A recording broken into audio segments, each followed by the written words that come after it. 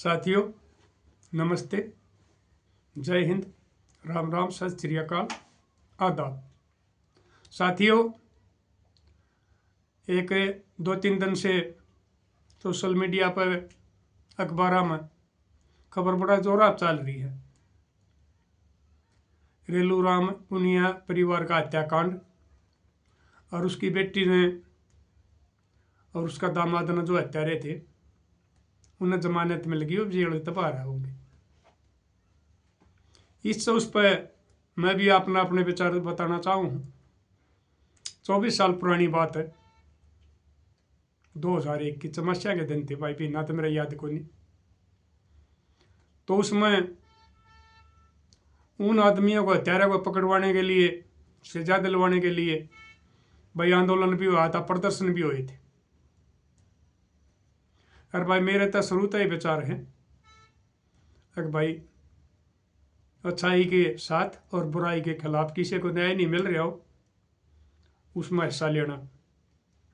तो जब वो धरने प्रदर्शन चल रहे थे, मैं भी चला गया था उधर। तो एक दिन मैं उन आदमियों ने लग गया पूछने, 5-7 बड़े बड़े आदमी थे, बैठे थे, उड़ो काफी हुए थे। उनमें तो शायद कुछ तो गुजर लिए होंगे, मेरे तो बड़ी उम्र के थे हुए, एक आधा चाहे जिंदा भी हो। तो यह कहानी है कि जमींदार परिवार की, जाटा में सबसे बड़ा गोत्र पुनिया गोत्र का परिवार की। एक रेलू राम होया करता, गरीब करता। वो पहले ट्रक पे कंडक्टर लग गया, फिर गाड़ी सीख कर ड्राइवर हो गया, फिर अपनी गाड़ी ले ली, फिर किसी फैक्ट्री में भाई उसको एडजस्टमेंट होगी। और बनो का परमात्मा दे जब छप्पर फाड़ के दे और ले जब दोनों हाथा तक खाली कर दे, उस पर भाई परमात्मा मेहरबान हो गया। भाई उसका कोई 2 नंबर का बारे में हमने सुनया को नहीं, भाई कोई 2 नंबर का काम कराया उसने, बाकी वो जाना या परमात्मा जाना। लेकिन बहुत ही बढ़िया छवि का आदमी था वो। तो उसकी पहली पत्नी भाई स्वर्गवास हो गया, उसका एक बेटा था, दूसरी शादी कर ली, उसका 2 छोरी होगी। बड़ा हंसी खुशी था भाई, परिवार चल रहा।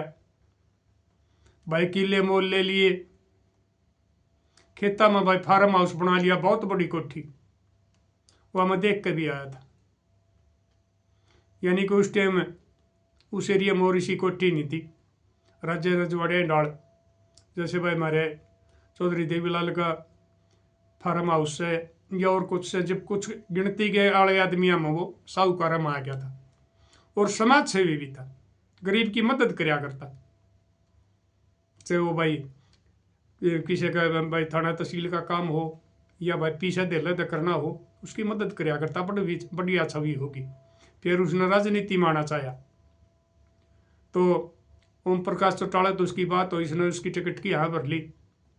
लेकिन 1996 का चुनाव आ गया, चौटाला साहब ने उसका टिकट नहीं दी, तो भाई उसने निर्दलीय चुनाव लड़ लिया। और भाई उस टाइम एक ये नारा भी मशहूर हुआ था उस चुनाव में, रेलू राम की रेल चलेगी, बिन पानी बिन तेल चलेगी।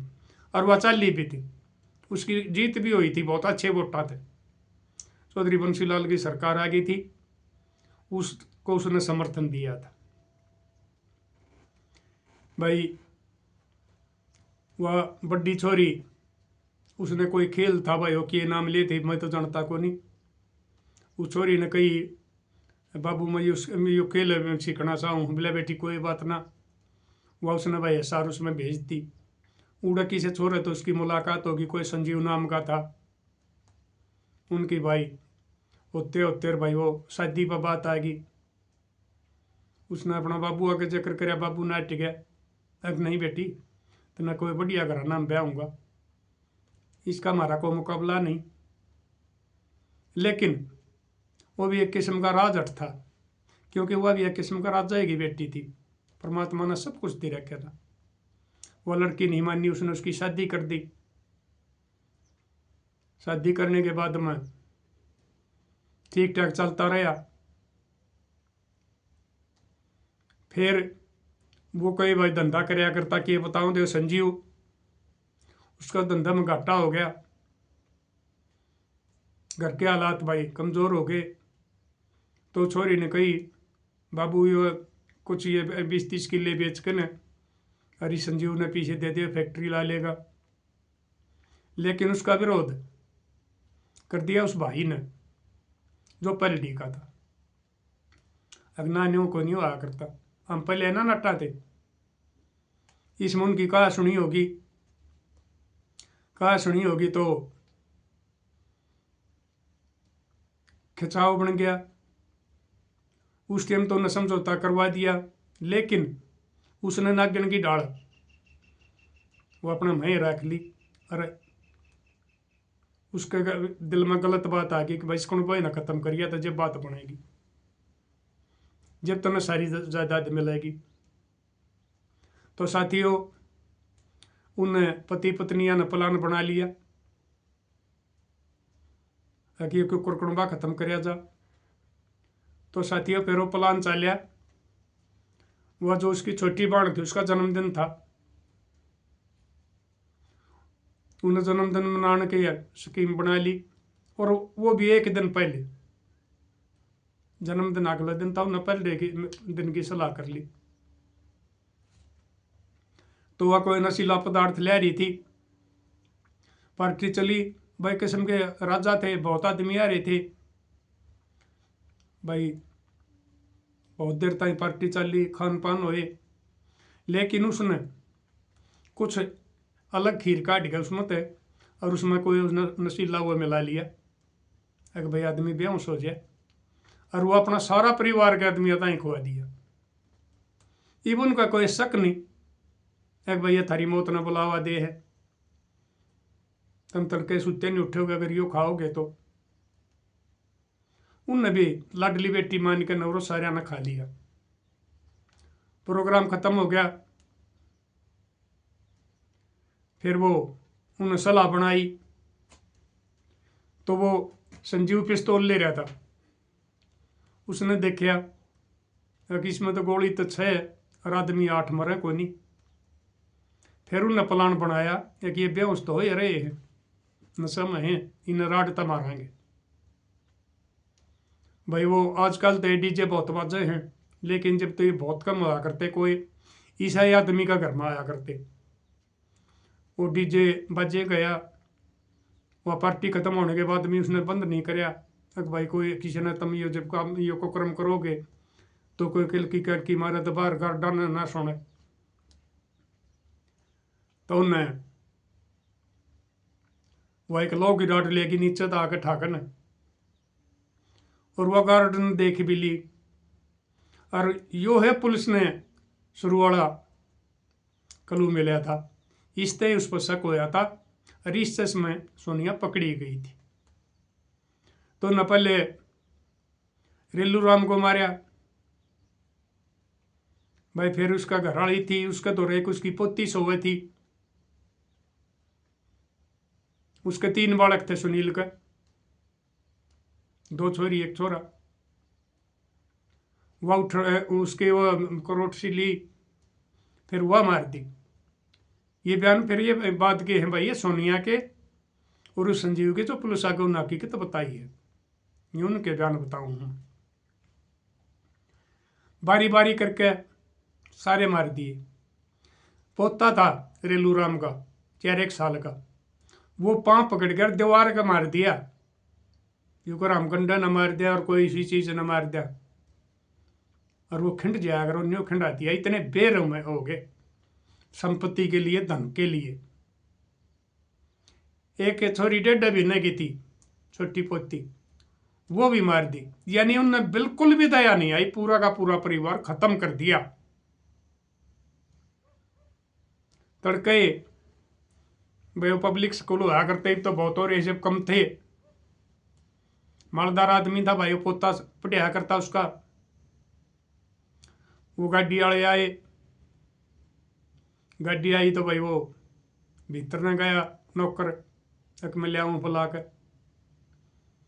और दिन वो पोता उसने तैयार होकर न गेट पकड़िया पाया करता। उन्हें जाके देखा नौकर ने तो उड़े तो भाई सब लहू लवाण होया पड़िया। उसने एकदम किलकी मारी, वो गार्ड गया और आदमी गए। यो काम करने के बाद में फिर सोनिया ने उस संजीवता ही कह दी, अब तू थोड़ा है कड़का है मेरा सिर मोर मार दे, और मैं थोड़ा है या खीर मैं भी खा लिया हूँ, उसमें शक ना होगा। अगर भाई यो काम सोनिया ने कराया तो उसने वो काम कर दिया। उसके भी भाई शर्मा का खून लिकड़िया पाया और वह भी बेहोश पाई। भाई पुलिस तोरे फोन हो गया, पुलिस आ गई, देखा भाई नज़दीक के आदमी आ गए, गांव के आदमी आ गए, पुलिस ने चेक करे, एक उसने सांस आवा सोनिया ने, बाकी सारे मर रहे। तो भाई डेड बॉडी ले गए, पोस्टमार्टम होया, दाग दे दिया। ये पुलिस द्वारा सिर्फ एक वाजी दे रही थी, उस पर आस रहेगी कि भैया कुछ इसका बारे में बताओगी। तो वह 2-4 दिन के बाद मैं होश में आई, उस पर लगे पूछण हुआ बताओ, और वो संजीव लेकर गया भाई, कांड करके ना गाड़ी ले गए, उड़ते जाता रहा भाई। और नौकर नाकर पूछे, जब उसने गार्ड ने बता दी, बोला जी वो सोनिया एक बार नीचे आई थी रात में और सारे सोए थे और ये डीजे बाजा था, और वह एक लोग राड सी ठाक ले गई थी, राड तय वो मार रखे थे सारे के सारे। पुलिस का शक हो गया पक्का, आगे वो काम इसका कर है। अस्पताल का छुट्टी मिल गई, वह ठीक होगी, नहीं बताई। फिर पुलिस ने अपनी कार्रवाई शुरू कर दी, फिर उसने ये सारी बात बताई, कहा जी हमने न्यू न्यू कराया है, न्यू हमने ये नशीले या खीर खवाई थी, न्यू इनकी हत्या करी गई है, न्यू इनका यो कराया गया है। तो लाड लो, इस कहानी का मेरा बताने का मतलब यो है कि हमारा देश का कानून कितना लचीला है। इतना जघन्य हत्याकांड, पूरी कुणबा कहानी, और वह भी अपनी खुद की, अपनी माँ, अपना बाबू, अपनी बहन, अपने भतीजा भतीजी, उनकी हत्या करी गई। किसके लिए? धन के लिए। और फिर उसके बाद में केस चल भाई, सेशन जज ने फांसी सुना दी दोनों की भाई। फिर केस चला गया हाई कोर्ट में, हाई कोर्ट ने भाई उसकी उम्र कैद कर दी। फिर केस न ले गए सुप्रीम कोर्ट ने फिर फांसी रख दी भाई। उस टाइम में राष्ट्रपति भारती शायद प्रदीप पाटिल, उसका उन्होंने दया याचिका लाई भाई। गृह मंत्री से बात करी, शायद चिदम्बरम गृह मंत्री हुआ करता, उन्होंने बात कर आकर वो ठंडा बस्ता में घेर दी, वह फाइल पड़ी रही। टाइम बीतता रहा, प्रणब मुखर्जी राष्ट्रपति आ गया, उसने भी वह सजा बरकरार रख दी। लेकिन ये बता रहे हैं कि भाई ये तो भाई पहले की बात, तुम उन आदमियों पर सुनी थी अपने काना तक, ये भी लोगों पर सुना, हर आपने भी सुनी होगी। उन्हें जमानत मिल गई हाई कोर्ट तक। ये बताया गया है कि भाई उम्र कैद में 20 साल पूरे हो जाए हैं, और एक और कौन सा के वो 25 साल होया करे हैं। तो ये इनका ये टाइम पूरा हो गया और अब इनको जमानत दी जा, और बस शायद वो इन केसा में भी बरी कर देंगे, क्यों जमानत मिल गई। तो ना तो ऐसा केस में जमानत की तय मिल थी। और उसके बीच में भी उस सोनिया ने कुरुक्षेत्र जेल में आत्महत्या की भी कोशिश करी थी, लेकिन वह देख ली थी। फिर उसका डॉक्टरी इलाज करवा कर वह हिसार जेल में भेज दी थी, उस पर और ज़्यादा सिक्योरिटी ला दी थी। और शायद 2018 में संजीव ने जमानत मिली थी, वो जमानत लेकर ने आया तो वापस को नहीं गया, वो फरार हो गया, भगौड़ा हो गया। वो फिर 2021 में पकड़ा गया, यूपी ते MP ते बताओ थे, ये वो दोनों भीतर थे। तो साथियों, मैं आपने एक बात पूछना चाहूँ हूँ, जब इतना बड़ा जगह हत्याकांड में और आदमी जो उल्टे जमानत पा जा है, बरी आ जा है, बरी भी होंगे शायद, वही का वकील बताओ, मैंने एक वकील पूछा था कल रोहतक, अगर वो बरी भी हो जाएंगे तो हमारा देश का कानून ये जिस पर संविधान पर रोड़ा कर रहे हैं सत्ता पक्ष वाले और विपक्ष वाले, हमारा संविधान्यो यो कौन सा संविधान होया? अगर भाई इतने कुकर्मिया ने भी सजा माफी मिल जाए है। और ये भाई वो गांव वाले जो उसका भाई है रेलू राम का, शायद राम सिंह नाम था उसका, वो उस भाई उसमें रहे है, उसकी जमीन जमान न बोए है, उस कोठी में रहे है। इबुन ने कही है कि भाई हमने भी जान का खतरा है, क्योंकि वह गवाही दे रहे हैं, 50-60 आदमी गवाही हुई थी। और वह जब ये आंदोलन झगड़े चल रहे थे, इसमें भी 25-26 आदमियों के खिलाफ मुकदमे दर्ज हुए थे। उन मुकदमे भुगते भाई, एक आधा की सजा भी हुई, एक पता नहीं भाई, वो तो मैंने पूछी को नहीं। और उनका कितने दिन में पंडा छूटा है, उनने भी वो कितने पड़े थे। तो ये यूँ बताओ आप, जब इतना बड़ा हत्याकांड करके आदमी और बरी आ जाए है, तो हमारा समाज पर जो हमारे क्रिमिनल हैं उनका दिमाग में क्या बात जाएगी? अगर भाई 1-2 आदमी मारने की तो कोई बात कोई नहीं रही, जिसने खुद का अपनी कुणबा कहानी कर रखी 8 आदमी आगी, वो भी बरी आ गई। इसमें भाई जुर्म न क्राइम न बढ़ावा मिलेगा या नहीं मिलेगा? और ये वो वापस आ गए तो उनका फिर बैर बंधेगा। जब उन्हें अपना घर के 8 मार रखे, अगर वो उस पर भाई कब्जा रखेंगे, वो इसने नहीं छोड़ेंगे, और वो कहने भी लग रहे हैं कि भाई हमारी जान ना खतरा है, तो उन भाई वो जायदाद के मारे या बात कहे हैं या वाक्य में जान ना खतरा है, यह भी बताइयो। और मैं तो आप तय यह बताना चाह रहा हूँ कि भैया जिसके गुण गाँव हमारा भारत का संविधान के, मैंने भारत का संविधान में बहुत ही कमियां लगी। बलात्कारी जो 5-5, 7-7 साल की बेटियां थे, बलात्कार कर उनकी हत्या करते हैं, उनकी फांसी हो जाए है, वो राष्ट्रपति का जाकर है याचिका में, और फिर वो बरी होकर आ जाए। इस तो बड़ा तो कोई कुकर्म नहीं होता होगा।